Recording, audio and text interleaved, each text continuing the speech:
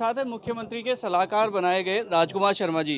राजकुमार जी, कहा तो ये जा रहा था कि राजकुमार शर्मा जो हैं वो मंत्री पद के दावेदार हैं और कैबिनेट में शामिल होंगे। अब ये सीएम सलाहकार।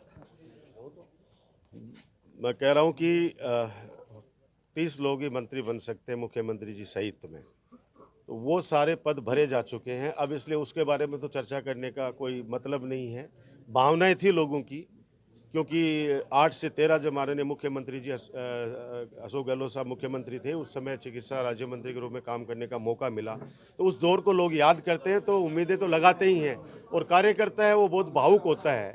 वो उम्मीद लगाता है कि हमारा सरकार के अंदर सिर हो, ताकि और ज़्यादा हमारे क्षेत्र के और प्रदेश के अंदर काम कर सकें।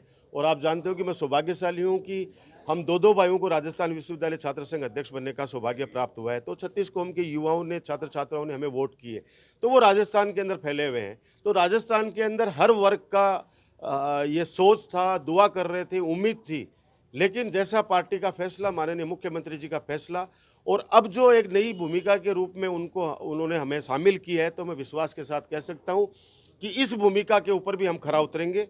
और माननीय मुख्यमंत्री जी को राजस्थान के अंदर किस तरह से क्या क्या चीज़ और होनी चाहिए, उनका सोच तो बड़ा है, लेकिन उस सोच के अंदर हमारी सोच भी हम लोग सम्मिलित करके और माननीय मुख्यमंत्री जी से निवेदन करके, और युवाओं से जुड़ा हुआ मामला हो, रोजगारों से जुड़ा हुआ मामला हो, या किसानों से जुड़ा हुआ मामला हो, महिलाओं से जुड़ा हुआ मामला हो, किसी भी वर्ग के साथ के अंदर जो भी समस्याएं होंगी वो मुख्यमंत्री जी के पास में रखेंगे और उसका निस्तारण करवाएंगे। सर, एक बात कही जा रही थी कि जाति और क्षेत्र संतुलन के चक्कर में राजकुमार शर्मा बाहर हो गए, तो क्या जाति इतना बड़ा आधार हो गई है, ये कारण बन गया है कि एक योग्य व्यक्ति बाहर रह गया? देखिए, लोकतंत्र के अंदर जातिवाद की बात करना, मैं जहाँ तक समझता हूँ कि वो बिल्कुल लोकतंत्र के खिलाफ है। बाबा साहब भीमराव अम्बेडकर साहब ने जब संविधान की संरचना की, संविधान बनाया इस हमारे देश का, उस समय स्पष्ट रूप से उन्होंने कई चीज़ें लिखी थी। लेकिन मैं कह रहा हूँ कि वर्तमान समय के अंदर विधायक जब बन के अपने क्षेत्र से आता है, मंत्री जब बन जाता है, तब वो 36 कौम का है, सभी जाति धर्मों का है।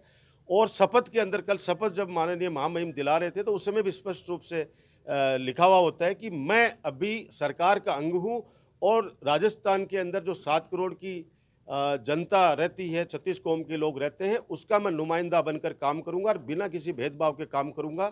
तो ये संतुलन डिमांड होती है। टिकटें भी आपको पता है, टिकटें भी जाति के हिसाब से दी जाती हैं, लेकिन लोकतंत्र के लिए अच्छा नहीं है। सर, जिस तरीके से कहा जा रहा है कि राजस्थान में अब आप पूरे राजस्थान में दौरे करेंगे, क्या कुछ प्रारूप रहेगा? क्योंकि सलाहकार बने हैं तो पूरे राजस्थान में आपकी डिमांड होगी, पूरे लोग आपके राजस्थान भर में हैं, तो आप नवलगढ़ से निकलकर पूरे राजस्थान के लोगों की अगर बात की जाए तो?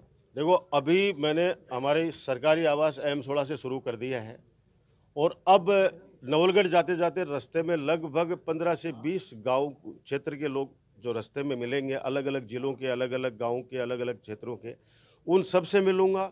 और उसके बाद में एक अभियान के तौर पे, एक संकल्प के तौर पर पूरे राजस्थान की माननीय मुख्यमंत्री जी से सलाह करके और पूरे राजस्थान का दौरा करूंगा, और दौरा करके जहां जहां जो जो समस्याएं हैं, वो सारी समस्याएं लेकर और उसका कैसे निस्तारण हो, माननीय मुख्यमंत्री जी तक अक्षरशः पहुंचाऊंगा। ये थे राजकुमार शर्मा। सीधे तौर पर कह रहे हैं कि अब क्योंकि अब ये सीएम सलाहकार बना दिए गए हैं, तो अब पूरे राजस्थान का दौरा करेंगे। और हालांकि इन्हें उम्मीद थी कि मंत्री पद मिलेगा, लेकिन इनके कार्यकर्ताओं को भी उम्मीद थी, लेकिन वो हो नहीं सका। लेकिन उसके बावजूद भी जो पद इन्हें मिला है उससे वो संतुष्ट है। जयपुर से ईटीवी भारत के लिए अजीत शेखावत।